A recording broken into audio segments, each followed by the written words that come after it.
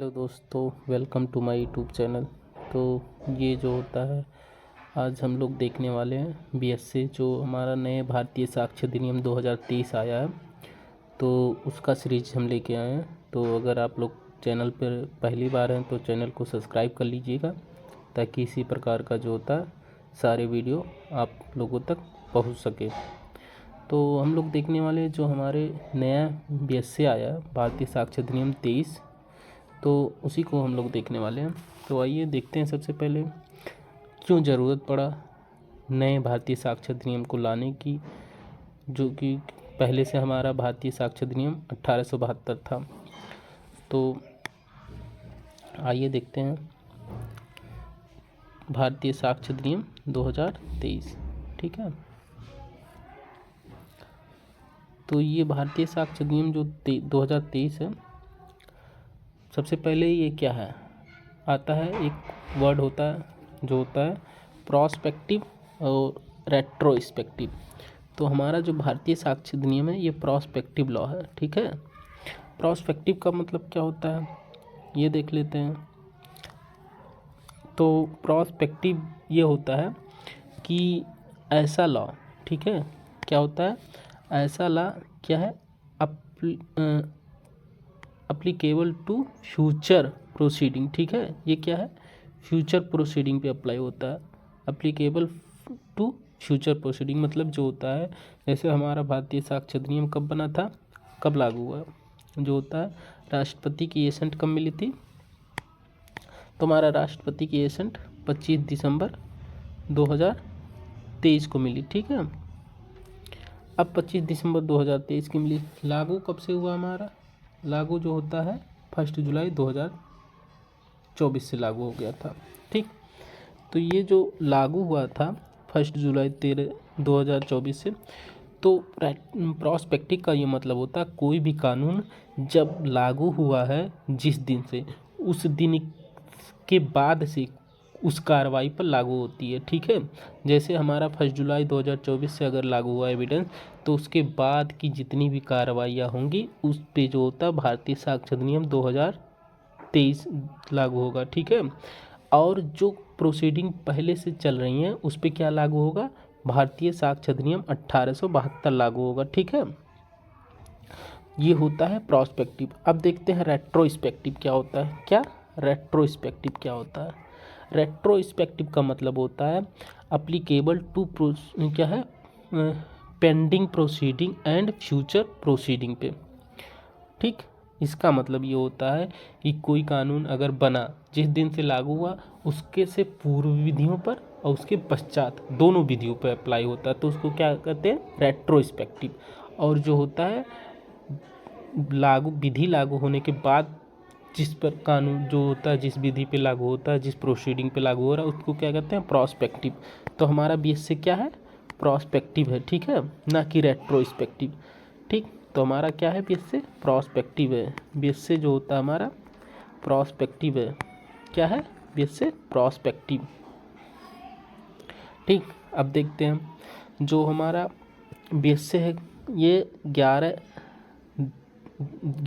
दिनांक 11 अगस्त 2023 को कहाँ रखा गया था, लोकसभा पटल पे रख दिया गया था। ठीक, फिर उसके बाद में जो होता है अगर उसी दिन अस्थाई रूप से जो होता है क्या हुआ था, उसी दिन जो होता है अस्थाई समिति को भेज दिया गया था और समिति ने अपनी रिपोर्ट 10 नवंबर 2023 को प्रस्तुत किया था। ठीक, फिर उसके बाद में आता है राष्ट्रपति की एसेंट।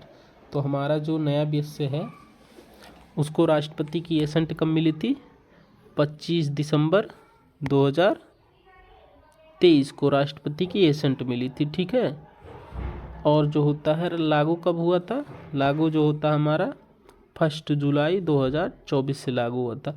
अगर वहीं ओल्ड की बात करें तो ओल्ड हमारा जो होता है ओल्ड वाला जो था उसकी जो होता राष्ट्रपति की सहमति 15 मार्च 1872 की मिली थी। और जो होता है लागू कब से हुआ था, 1 सितंबर 2000 कह रहे हैं 1872 से हुई थी। ठीक है, ये हो गया।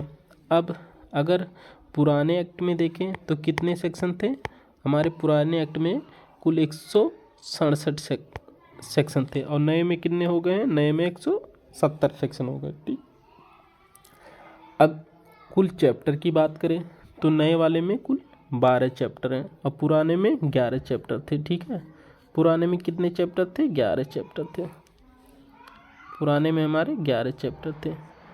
ठीक, फिर आता है एक्ट नंबर, एक लिखा होता है, जब आप लोग बी एक्ट देखेंगे तो उस पर एक एक्ट नंबर लिखा होता है। तो हमारा जो होता है नया BSc का एक्ट नंबर कितना है, 47, पुराने का कितना है, एक्ट नंबर 41, एक्ट नंबर 1 है। अब एक आता है substantive law, procedural law, executive law. तो हमारा जो BSc है वो एग्जेक्टिव लॉ है। ठीक है, और इसमें आप देखते हैं पहले एग्जेक्टिव लॉ क्या होता है, सब्सटेंटिव लॉ क्या होता है, प्रोसीजरल लॉ क्या होता है। ठीक है, तो सबसे पहले सब्सटेंटिव लॉ देखते हैं। तो सब्सटेंटिव लॉ ये बताता है कि हमारा जो राइट और लाइबिलिटी को तय करता है, क्या तय करता है, राइट और लाइबिलिटी को तय करता है। ठीक है, और हमारा जो प्रोसीजर मतलब जैसे हम बताएं तो जैसे हमारा जो BNS है, जो हमारा BNS है, जैसे उसमें जो होता है BNS है, तो उसमें क्या है कि आप देखते हैं जैसे कोई चोरी कर लिया, तो चोरी करने के बाद उसकी जो लाइबिलिटी बनती है, तो ये क्या है, सब्सटेंटिव लॉ बताता है। ठीक है, लाइबिलिटी राइट है, अब दूसरे पार्टी की राइट रहेगी केस करने का, तो क्या है, ये BNS जो बताता है, जो ये क्या है हमारा जैसे IPC। ठीक है, पुराना IPC ये क्या है, सब्सटेंटिव लॉ है। ठीक है, प्रोसीजरल लॉ क्या होता है, प्रोसीजरल लॉ क्या बताता है, प्रोसीजरल लॉ हमारा प्रक्रिया बताता है। ठीक है, क्या बताता है, प्रोसीजर बताता है किसी चीज़ की प्रक्रिया क्या होती है। ठीक है, प्रक्रिया के बारे में बताता, सॉरी पेन चल नहीं रहा, तो ये प्रक्रिया को बताता। अब एग्जेक्टिव लॉ क्या होता है, एग्जेक्टिव लॉ वो होता है जैसे जो हमारा ये प्रोसीजर हो गया। ठीक है, प्रोसीजरल लॉ और सब्सटेंटिव लॉ में जो चीज़ें करनी हैं तो वो ये कहाँ बताएगा, उस किस प्रक्रिया के अगेंस्ट, जैसे एविडेंस बताता है, उसको क्या कहते हैं, एग्जेक्टिव लॉ। ठीक है, फिर उसके बाद में आगे बढ़ते हैं। अब आता है सबसे मेन पॉइंट कि जैसे हमारे भारतीय साक्ष्य अधिनियम जो नया BNSS है, तो उसमें जो होता है, एक सेकंड ब्राइटनेस थोड़ा सा बढ़ा लेने दीजिए। तो उसमें जैसे है 2 वर्ड आप लोग सुनते हैं, एक होता है लेक्स फोरी, एक होता है लेक्स लोसी। इसका मतलब क्या होता है, तो हमारा लेक्स फोरी जो इंडियन कॉन्स्टिट्यूशन है, लेक्स फोरी है, लेक्स लोसी है। तो पहले ये समझना पड़ेगा कि लेक्स लोसी क्या होता है, लेक्स फोरी क्या होता है। तो लेक्स लोसी ये होता है, ठीक है, उस स्थान का विधि होता है जहाँ पर कॉज ऑफ एक्शन, विवाद का कारण उत्पन्न होता है, उस स्थान की लॉ लगती है, उस स्थान के लॉ के जो होता है अंतर्गत उसको जो होता है चलाया जाता है, इसको कहते हैं लेक्स लोसी। लेक्स फोरी क्या होता है, लेक्स फोरी वो होता है उस स्थान की विधि होती है, ठीक है, जहाँ से न्यायिक कार्रवाई, जहाँ पर न्यायिक कार्रवाई की जाती है, ठीक है, उस स्थान की विधि होती है। ठीक है, तो उसको क्या कहते हैं, लेक्स फोरी, उस स्थान की विधि से रेगुलेट होती है जहाँ पर आप कार्रवाई कर रहे हैं। ठीक है, अब एग्जाम्पल दे देते हैं आपको, जैसे मान लेते हैं A है, अब ये B है। ठीक है, अब ये ने कोई क्राइम किया, ठीक है, ये कोई क्राइम कर रहे हैं। ठीक है, अब ये जो एक क्राइम किया है, मान लेते हैं ये किया है, क्राइम कर दिया कहाँ पर, मान लेते हैं इंग्लैंड कर दिया। ठीक है, इंग्लैंड में क्राइम कर दिया, फिर उसके बाद में ये भारत में पकड़ा जाता है। कहाँ पर पकड़ा जाता है, इंडिया में पकड़ा जाता है। तो भले इसने बी का मर्डर कहाँ पर किया है, मृत्यु कहाँ पर किया है, इंग्लैंड में। ठीक है, क्राइम इंग्लैंड में किया, अगर पकड़ा भारत में जाता है तो भारत में कार्रवाई की जाती है, तो उस स्थान का कानून लागू हो रहा है जहाँ पर कार्रवाई की जा रही है। अगर मान लेते हैं ये जो होता है, अब इंडिया है, अब ये दोनों इंग्लैंड में मान लेते रह रहे हैं, अब इसको इंग्लैंड में मार दिया, अब ये केस कहाँ कर रहा है, इंडिया में कर रहा है। इंडिया में उत्तर प्रदेश में कर रहा है, ठीक है, उत्तर प्रदेश में कर रहा, तो उत्तर प्रदेश के कानून के अंतर्गत, मतलब भारत के कानून के अंतर्गत जो होता है इस पे कार्रवाई की जाएगी, ठीक है, ये यही बताता है, ठीक। तो लेक्स फोरी वो होता है उस स्थान की विधि होती है जहाँ से कार्रवाई की जा रही, वहाँ से नियंत्रित की जाती है। तो ये हमारा एविडेंस बेस से क्या है, बेस से हमारा क्या हो जाएगा, बेस से हमारा हो जाएगा लेक्स फोरी, ठीक है, ये हमारा बेस से क्या हो जाएगा, बेस से जो होता है क्या है, लेक्स फोरी है, ना कि लेक्स लोसी, ठीक है। लेक्स लोसी उस स्थान की विधि होती है जहाँ कार्रवाई, ठीक है, का बाद उत्पन्न होता है, कॉज ऑफ एक्शन, ये सीपीसी में जैसे लागू होता है। सीपीसी जो होता है हमारा क्या है, सीपीसी जो होता है ये लेक्स लोसी होता है। और एविडेंस बेस से जो होता है, ठीक है, बेस से जो होता है क्या है, लेक्स फोरी है, ठीक। और सीपीसी लेक्स लोसी में आ जाता है, क्योंकि सीपीसी में उस स्थान की विधि लगती है जहाँ कॉज ऑफ एक्शन उत्पन्न होता है, ठीक, विवाद का कारण जहाँ पर उत्पन्न होता है, ठीक, ये हो गया।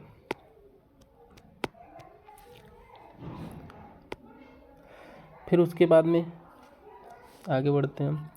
अब देखते हैं नया जो बीएसए बना है उसमें कौन कौन सी धाराएं ऐड की गई हैं नई। तो सबसे पहले देखते हैं कि कौन कौन सी धाराएं। तो धारा 61 ऐड किया गया, ठीक है।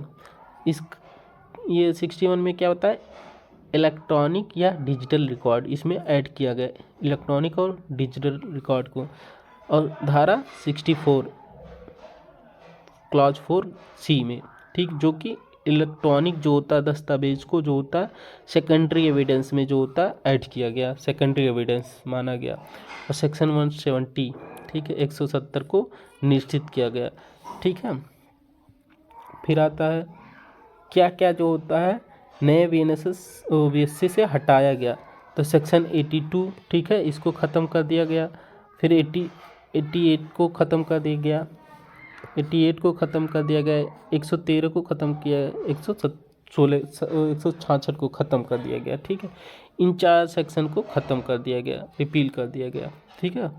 और ये 3 सेक्शन नए ऐड किए गए, ठीक। आगे बढ़ते हैं। अब आता है हमारा नया बीएसए स्टार्ट है, ठीक है। तो सबसे पहले देखते हैं बीएसए क्या क्या होता है। तो ये तो हो गया बीएसए कब से लागू हो गया, सब लोग आप जान ही गए। बीएसए कब किस डेट से लागू हुआ, राष्ट्रपति की एसेंट कब मिली, ठीक है, ये सब हमारा हो गया। अब आगे बढ़ते हैं, आगे देखते हैं पहला सेक्शन क्या कहता है। पहला सेक्शन आता है न्यायिक कहाँ पर लागू होता है, ये किन किन लोगों पे लागू होता है, कहाँ पर कहाँ लागू नहीं होता। तो पहले सबसे पहले ये न्यायिक कार्रवाइयों पर लागू होता है। कहाँ लागू होता है, न्यायिक कार्रवाइयों पर। और कहाँ लागू नहीं होता है, किन पर लागू नहीं होता, ये बगल में, ठीक है।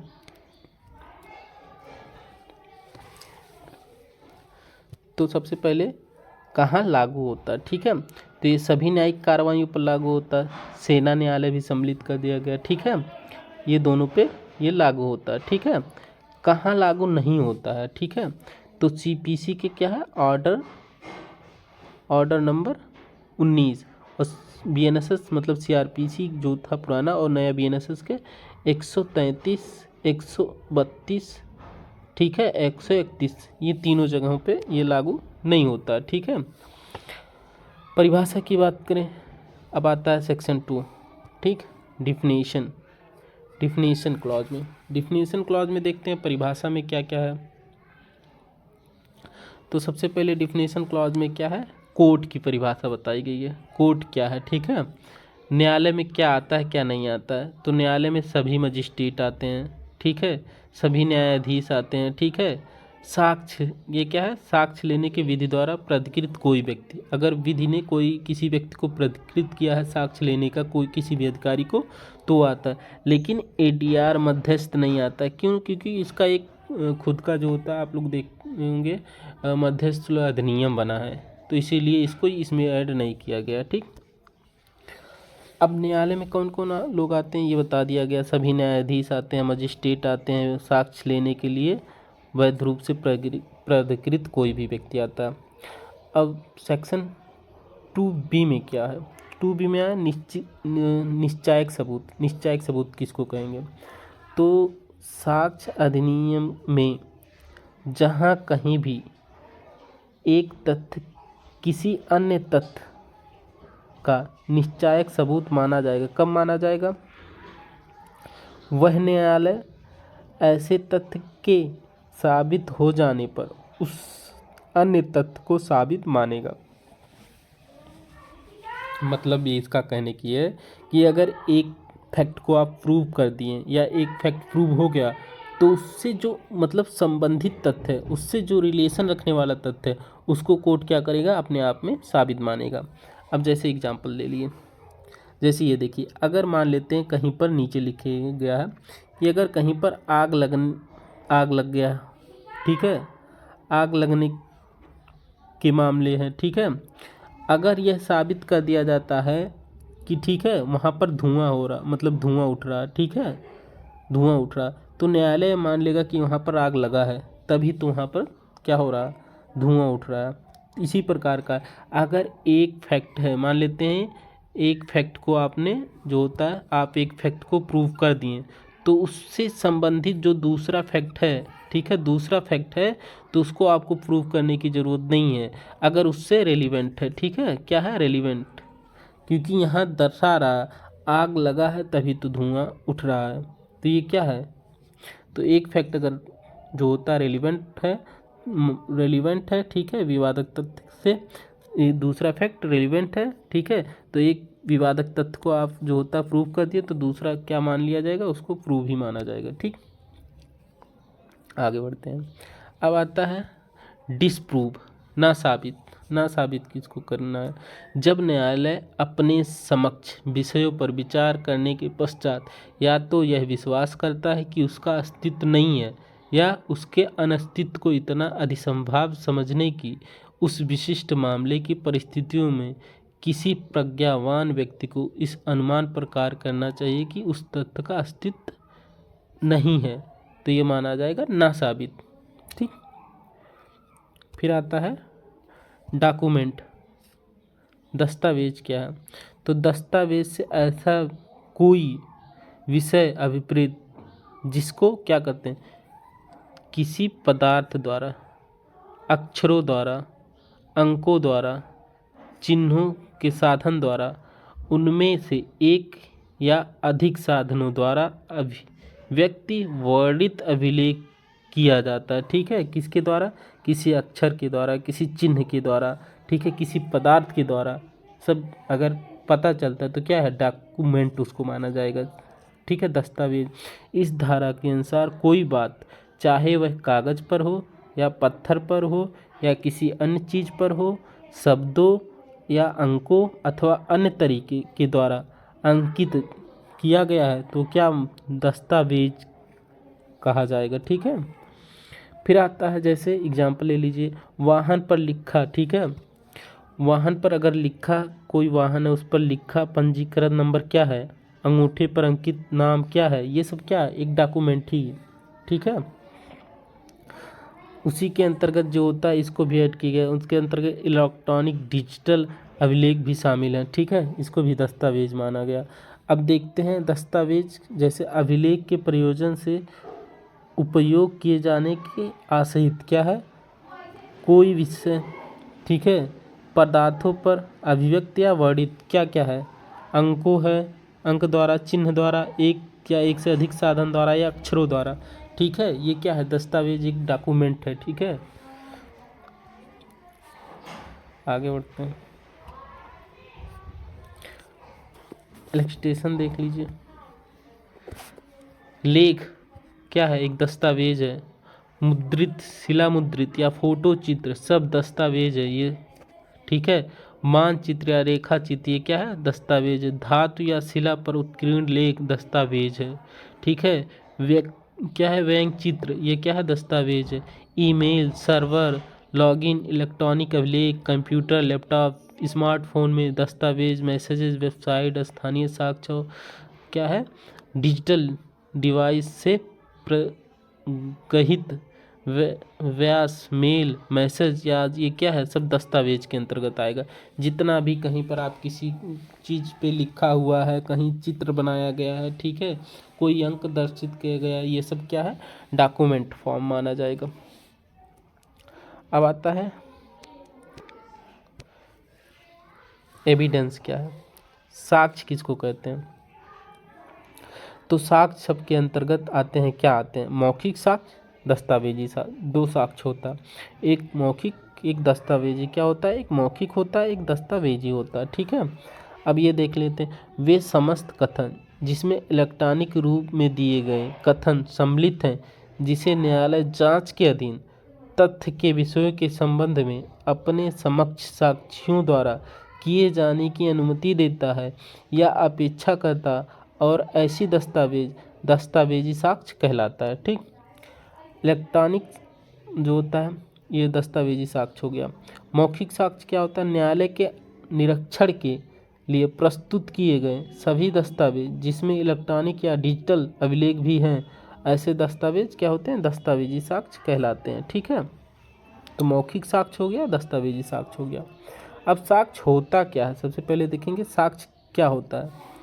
साक्ष्य होता क्या है, तो साक्ष्य शब्द का अंग्रेजी समार्थी शब्द एविडेंस मतलब लैटिन शब्द एविडियस है, जिसका अर्थ होता स्पष्ट, क्या होता, स्पष्ट दर्शित करना या साबित करना, ठीक है। वेंथम के अनुसार क्या है, साक्षी जो होता न्यायालय के आँख कान नाक होते हैं। वेंथम ने कहा कि जो गवाह होते हैं न्यायालय के क्या होते हैं, न्यायालय के आँख एवं कान होते हैं। अब एक आता है खोजी कुत्ते द्वारा, आप लोग देखते हैं कभी कभार कुत्ते जो होते हैं उनसे जो होता है छोड़ा जाता है, जो पुलिस कोई बड़ा क्राइम होता है तो उसमें कुत्तों के द्वारा एविडेंस खोजा जाता है, उनके कपड़े होते हो और कोई उनके शरीर से, तो वो स्मेल करके पता लगा लेते हैं। तो क्या वो एविडेंस माना जाएगा कि नहीं, तो क्या कहा गया, खोजी कुत्ते द्वारा साक्ष्य जो होता है, यह जो होता है ग्राह्य होता है, परंतु क्या होता है, उतने अधिक वजन नहीं दिया जाता इसको। कौन सा केस का है, अब्दुल रजाक वर्सेस राज्य के मामले में, स्टेट के मामले में कहा गया, ठीक।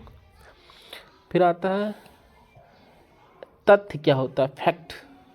तो तथ्य जो होता है हमारा दो प्रकार से होता है, एक भौतिक तथ्य होता है, ठीक है, क्या होता है, एक भौतिक तथ्य होता है, एक सेकंड, तथ्य जो होता है हमारा दो प्रकार, एक भौतिक तथ्य होता है, एक मनोवैज्ञानिक तथ्य होता है। अब भौतिक तथ्य क्या होता है, ऐसी कोई वस्तुओं की अवस्था, वस्तुओं का संबंध जो इंद्रियों द्वारा क्या हो, बोधगम हो, ठीक है, वो क्या होता है, भौतिक तथ्य कहलाता है। मनोवैज्ञानिक तथ्य कोई मानसिक दशा जिसका बोध किसी व्यक्ति को हो, ठीक है, जैसे हमारा जीभ से कोई टच करते हैं, ठीक है, टच करके देखते हैं, स्मेल करके देखते हैं, सुनते हैं, देखते हैं, टच करते हैं, ठीक है, और ये महसूस करते हैं, ये सब क्या है, ये सब एक फैक्ट होता है। इसको क्या कहते हैं, कोई उसका भान होता है हमको, ठीक है, हम देखते हैं, सुनते हैं, टच करते हैं, महसूस करते हैं, ये सब क्या है, एक फैक्ट के अंतर्गत, एक तथ्य के अंतर्गत आता है, ठीक। क्या कहा गया, देखिए दो तरह का भौतिक, एक मनोवैज्ञानिक, कोई ऐसी वस्तुओं की अवस्था, वस्तुओं का समझ इंद्रियों द्वारा क्या है, इंद्रियों द्वारा बोधगम है। तो हम किसी टच मतलब जो होता है जीभ से जो होता है उसको गर्म है ठंडा है ये पता चल जाता है, सूंघ के पता चलता है, ठीक है, महक रहा है, बदबू कर रहा है, कान से सुन लेते हैं तो वो एविडेंस में आएगा, देखते हैं टच करके गर्म है, ठीक है, ठीक है कि ठंडा है, ये सब चीज़ें।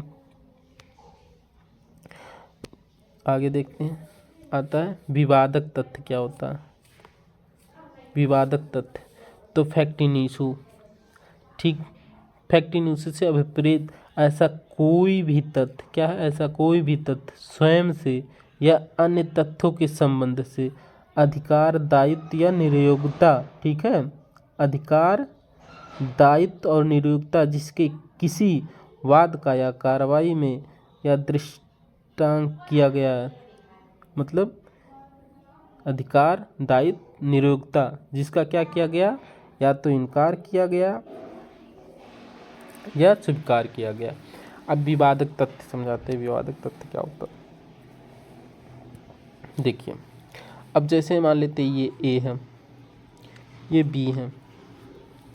अब ए ने क्या किया, बी को थप्पड़ मारा। अब बी को क्या किया मान लेते हैं, अरे अब ए ने बी को थप्पड़ मारा।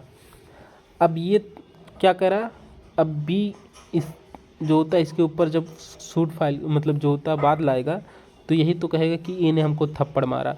अब ये क्या कह रहा, ए क्या कह रहा, इसका इनकार जो होता है इसको स्वीकार किया कि हमको ए ने थप्पड़ मारा। अब बी मान लेते उसको डिनाई कर रहे हैं कि हमने नहीं मारा। तो क्या है, अब ये जो थप्पड़ मारना है, ये जो थप्पड़ मारना है क्या है, यही विवादक तथ्य है। ये क्या है, विवादक, यही तो विवादक तथ्य हुआ हमारा, थप्पड़ मारना। अब एक आदमी डिनाई कर रहा है, एक जो होता है एक्सेप्ट कर रहा है, उसने कह रहा वो हमको मारा, उसने कह रहा नहीं मारा। तो यहाँ विवादक तथ्य क्या हो गया, ये थप्पड़ मारना ही विवादक तथ्य है ना। तो यही होता है विवादक तथ्य। एक उसको डिनाई कहता है कि हमने नहीं किया, एक कहता नहीं इसने किया। तो वही जो जो मेन कॉज होता है, कारण जो होता है, वही हमारा क्या होता है, विवादक तथ्य कहलाता है। ठीक, ये हो गया।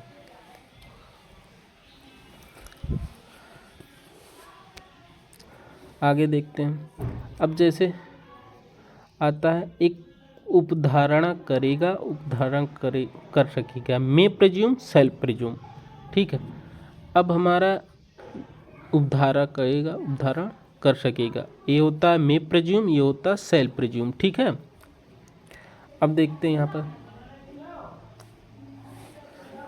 मे प्रिज्यूम सेल्फ प्रिज्यूम।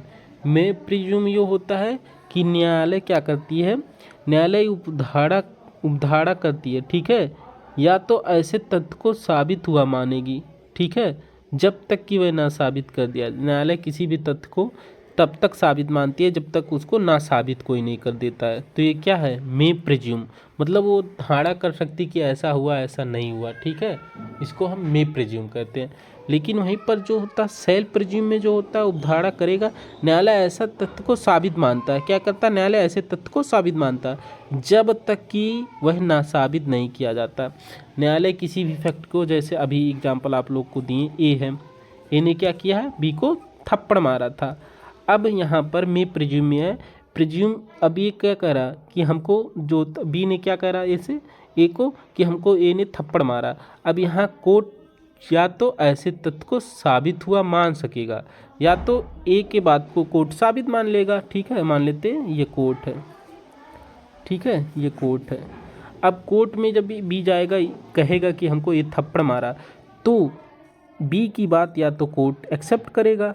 ठीक है, लेकिन अगर वहाँ पर ए जो होता है ये दर्शा देता है, ये प्रूव कर देता है कि हमने थप्पड़ नहीं मारा। ठीक है, जब तक ये हो गया, या तो वो प्रिज्यूम कर लेगा कि हाँ मारा होगा, लेकिन अगर कुछ नहीं बोलता भी, लेकिन नहीं, ये हो गया मैं प्रिज्यूम कर सकता है जब तक क्या है, जब तक कि वह ना साबित नहीं किया जाता। अगर जब तक ये साबित नहीं कर देता, ठीक, कि हमने नहीं मारा बी को। ठीक है, ये हो गया मे प्रिज्यूम।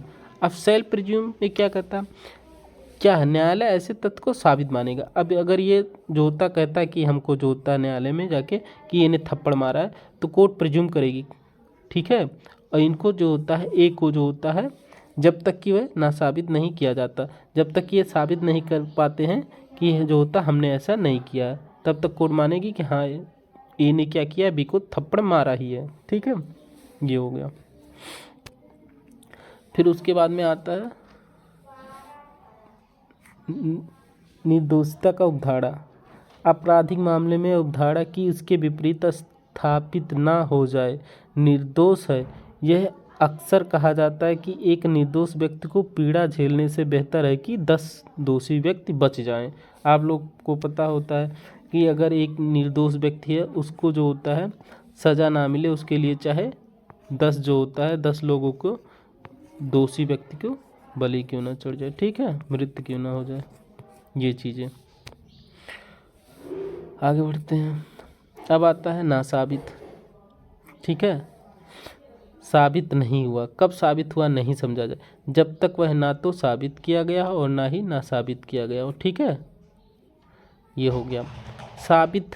प्रूफ कब मान ले, जब न्यायालय, ठीक है, क्या होगा, जब न्यायालय अपने, साबित कब माना जाएगा, जब न्यायालय अपने समक्ष के विषयों पर विचार करने के पश्चात या तो यह विश्वास करे कि उस तथ्य का अस्तित्व या उसके अस्तित्व को इतना अधिसंभाव्य समझे कि उस विशिष्ट मामले की परिस्थितियों में किसी प्रज्ञावान व्यक्ति को इस अनुमान पर कार्य करना चाहिए कि उस अस्तित्व का अस्तित्व, उस तत्व का अस्तित्व, ठीक है, ये साबित मानेगा। किसी भी चीज़ को कोर्ट जो होता है किसी भी विषय पर विचार करने के पश्चात यह विश्वास कर लेता है कि उस तथ्य का क्या है, अस्तित्व है, या उसके अस्तित्व को इतना अधिसंभाव्य बनाता है, ठीक है, समझने की कि उस विशिष्ट मामले में क्या है, उस विशिष्ट मामले में परिस्थिति के प्रज्ञावान व्यक्ति को इनका अनुमान कार्य करना चाहिए, तो उस तथ्य का अस्तित्व मान लेगा कोर्ट, ठीक। अब आते हैं सुसंगत, रेलिवेंट, ठीक है, जो अभी रेलिवेंट क्या होता है, रेलिवेंट का मतलब ये होता है एक तथ्य दूसरे तथ्य से इस प्रकार जुड़ा हो कि उसके अस्तित्व और अस्तित्व पे, ठीक है, जुड़ा हो। जैसे क्या है, एक तथ्य को दूसरे तथ्य से सुसंगत तब कहा जाता है जब तथ्यों की सुसंगत से क्या है, संबंधित अधिनियम के उपबंधों में विनिर्दिष्ट प्रकारों में से किसी भी प्रकार से वह इस दूसरे तथ्य से संबद्ध हो। मतलब एक तथ्य जो होता है, जैसे ये फैक्ट 1 है, फैक्ट 2 है, ठीक है, अब इससे वो इस प्रकार जुड़ा है कि इसके बिना जो होता है, इसके बिना जो होता है, इसमें कोई जो होता है वो नहीं किया जा सकता जब तक इसका इसमें ऐड ना किया जाए। अब एग्जांपल दे रहे हैं, इस प्रकार एक दूसरे से जुड़ा होना क्या है, रेलिवेंट है। अब जैसे रेलिवेंट समझाते हैं। अब ये कह रहा है जैसे ए है, ये बी है, ठीक है, अब ए ने इसको क्या किया, थप्पड़ मारा है, ठीक है, ए ने क्या किया, बी को थप्पड़ मारा। अब यहाँ क्या है, ये कमरा है, समझा रहे हैं, जैसे ये कमरा है। अब यहाँ ए बी क्या करते हैं, पहले बात करते हैं, ए बी क्या कर रहे हैं, पहले यहाँ बात कर रहे हैं, ठीक है, फिर उसके बाद बात करने के बाद इस घर में चले जाते हैं, घर में गए इन दोनों, ठीक है। अब यहाँ पर जब बात हुआ थोड़ी तो यहाँ नोक झोंक हुई, ठीक है, फिर उसके बाद में इस घर में चले गए। अब घर में यहाँ सीसीटीवी कैमरा लगा, ठीक है। अब घर में गए तो घर में से जब आ रहा बी निकल रहा तो उसका गाल लाल है और वो रोते हुए आ रहा, तो ये क्या समझा जाएगा, यहाँ पर जो होता है इन दोनों के बीच जो बात हुई, नोक झोंक हुई, फिर घर में जाना, फिर घर से बाहर जब भी आ रहा तो उसके गाल जो होता लाल पड़े, उस थप्पड़ के निशान है और रो रहा, तो ये क्या माना जाएगा कि यही ने तो थप्पड़ मारा, तो ये क्या है, एक दूसरे से ये बात क्या है, रेलिवेंट है, तो यही होता है रेलिवेंसी, ठीक है, ये रेलिवेंट होता है, ठीक, एक तथ्य दूसरे तथ्य से जुड़ा हुआ है इस प्रकार, ठीक है, तो ये हो गया रेलिवेंट, ठीक। आगे बढ़ते हैं। अब आता है हमारा अध्याय 2, चैप्टर 2। अब ये चैप्टर 2 हमारा, ठीक है, सेक्शन 3 बताता है, सेक्शन 3 की बात करता है, ठीक। विवादक तथ्यों और सुसंगत तथ्यों का साक्ष्य दिया जा सकेगा। अब ये सेक्शन 3 क्या कह रहा है, किसका, विवादक तथ्य, ठीक है, और सुसंगत तथ्यों का क्या दिया, साक्ष्य दिया जा सकता है। मतलब सेक्शन 3 का कहना है सिर्फ आप अगर आप एविडेंस दे रहे हैं कार्रवाई में तो विवादक तथ्य और सुसंगत तथ्य का साक्ष्य दीजिए, बाकी किसी भी चीज़ का हम साक्ष्य नहीं, क्योंकि देखिए एविडेंस जो होता है उन्हीं तथ्यों का लिया जा सकता है। अब जैसे मान लेते हैं दो पार्टियों के बीच में लड़ाई हो रही है, तो अब जैसे अब यहाँ ए क्या है, बी को थप्पड़ जो मारे हैं, अब मान लेते हैं ये बी कोर्ट जाता है, ठीक है, कोर्ट जाता है, तब अब ये नहीं कहेंगे कि हमने सुबह उठा, नहाया धोया, ब्रश किया, फिर यहाँ गए, फिर वहाँ से आए, फिर इनसे मिले, फिर बात किए, तब जो होता हम लोग में नोक झोंक हुई। ठीक, ये कोर्ट का कहना है, ये सब हमको नहीं सुनना है। आपने थप्पड़ मारा है, ठीक है, वो विवादक तथ्य है। रेलिवेंसी क्या है कि ये घर से, अभी आप लोग को बताएं, घर से निकला उसका गाल लाल पड़ा है, ये बताइए हमको, ठीक है। ये नहीं बताना है कि आप कहाँ गए, कहाँ कैसे हुआ आपके साथ, या बी ये नहीं कहेंगे हम यहाँ जा रहे थे फिर यहाँ से आए तब इनसे मिले, ये नहीं बताना।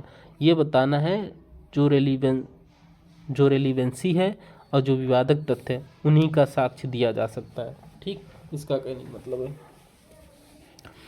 अब देखते हैं विवादक तथ्य क्या होता है, रेलिवेंट फैक्ट क्या होता है। ठीक है, विवादक तथ्य क्या होता है, सुसंगत तथ्य क्या होता है, क्योंकि यहाँ कहा गया विवादक तथ्य का साक्ष्य दिया जा सकता है, रेलिवेंट क्या दिया, साक्ष्य दिया जा सकता है।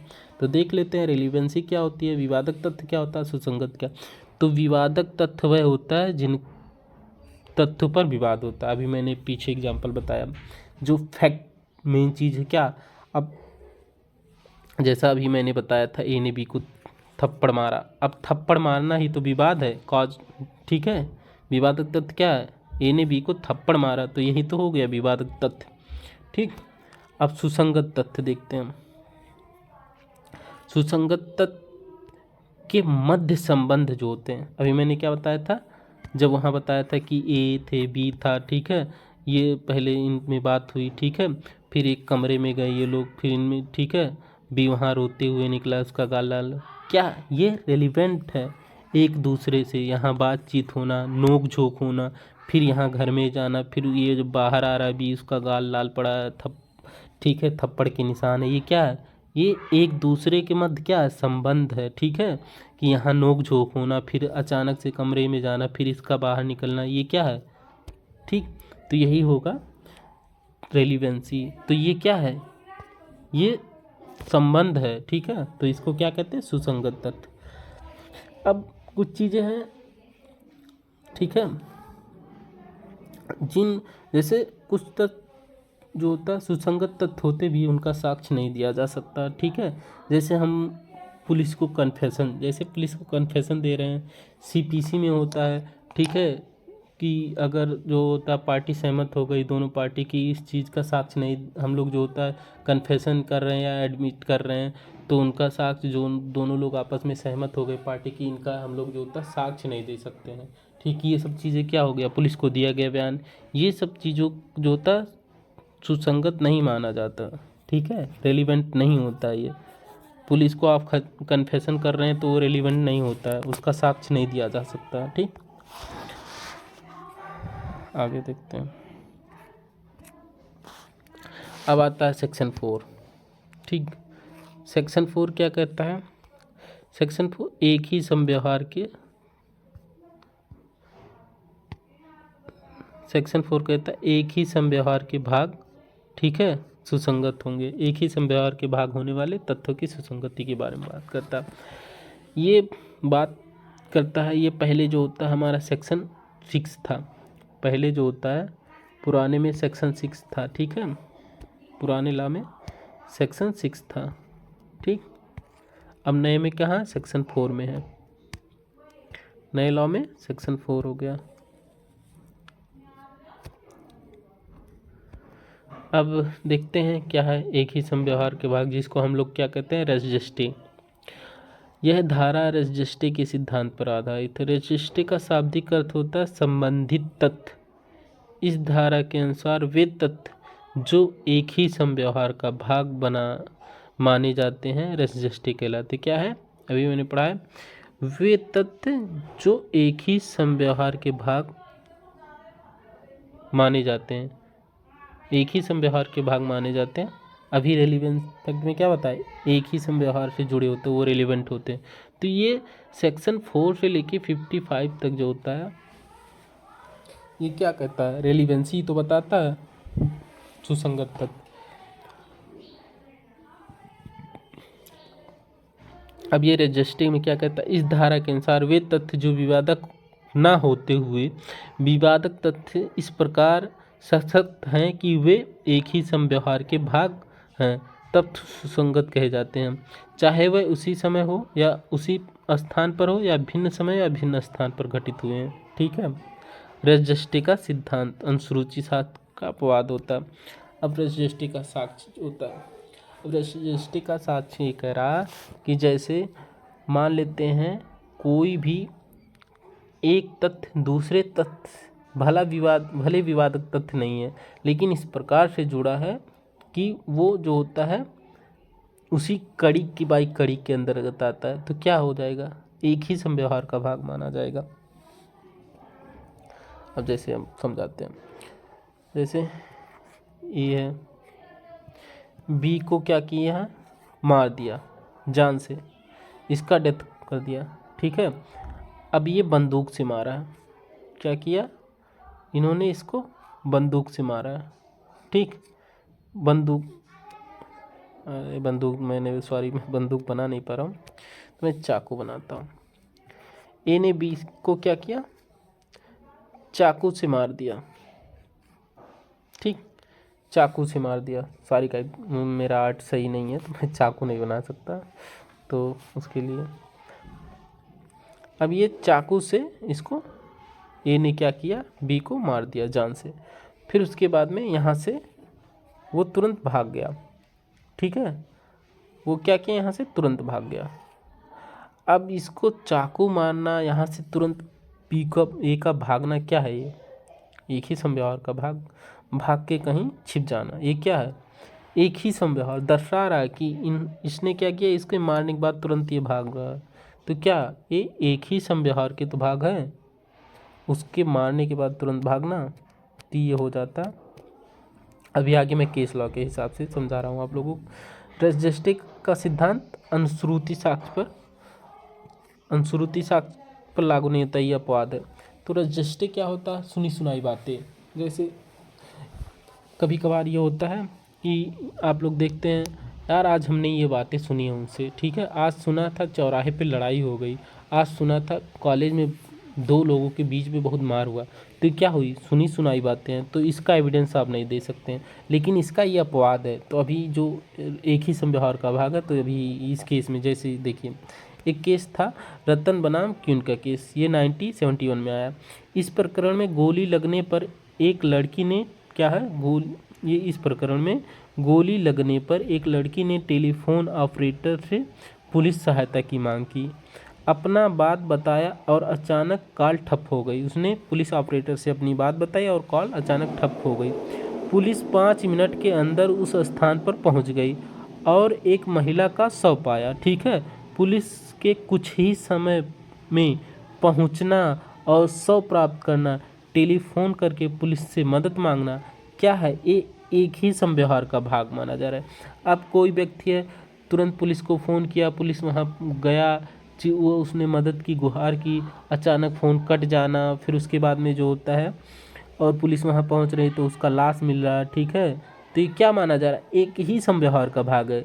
ठीक है, फ़ोन कट जाना, सहायता सा मांगना, चिल्लाना, और जब वहाँ पुलिस पहुँच रही है तो उसका डेथ हो गया, बॉडी मिल रही है, तो क्या एक ही समव्यवहार, ये रजिस्ट्री की, तो रजिस्ट्री में क्या कहा गया, एक ही समव्यवहार का भाग। ठीक है, ये हो गया एक। दूसरा केस हो गया, इस मामले में क्या था, इस मामले में गवाह ने भागती हुई ट्रक देखा। ठीक है, घटना नहीं देखा था, क्या किया था उसने, घटना नहीं देखा था, लेकिन न्यायालय ने एक ही समव्यवहार का भाग होने के कारण ऐसे अनुश्रुति साक्ष्य को स्वीकार किया। अभी क्या हेरसे एविडेंस जो होता है उसका जो होता है एविडेंस नहीं दिया सकता, लेकिन ये उसका अपवाद है। अब देखिए इस केस में आर बनाम फोस्टर का केस था।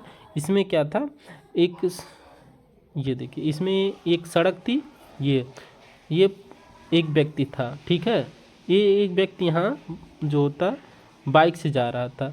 अब एक व्यक्ति जो ट्रक आता था, मान लेते सड़क गया था, सड़क ऐसे भी कटा था। अब ये जो होता आया, ठीक है, ये ठीक है आया यहाँ एक्सीडेंट किया, फिर ऐसे ये निकल गया। अब ये व्यक्ति जो यहाँ था, ठीक गवाह था, ये इसको देखा कि तेज़ी से ये 4 व्हीलर जा रहे हैं, और ये यहाँ पर देखा कि यहाँ कुछ लोग जो होता चिल्ला रहे हैं एक्सीडेंट हो गया, एक्सीडेंट हो गया। अब एक्सीडेंट का यहाँ चिल्लाना और इस गाड़ी का तेज़ी से निकलना यहाँ पर क्या है ये, लेकिन ये क्या है, ये जो होता डायरेक्ट इस एक्सीडेंट को नहीं देखा, सुना कि हाँ वहाँ एक्सीडेंट हो गया बचाओ, और इस गाड़ी को तेज़ी से निकलना, कोई गाड़ी जो होता है बाइक वालों को टक्कर मार दी, ठीक।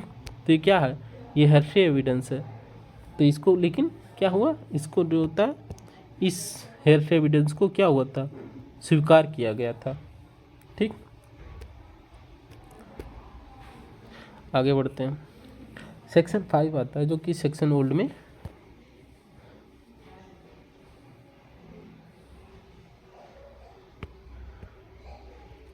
एक सेकंड सॉरी सेक्शन 5 देखते हैं जो कि ओल्ड में हमारा 7 था, ये पुराना, ठीक है, 7 था, नया 5 है। अब इसमें देखते क्या है, वे तथ्य जो विवादक तथ्यों का सुसंगत तथ्यों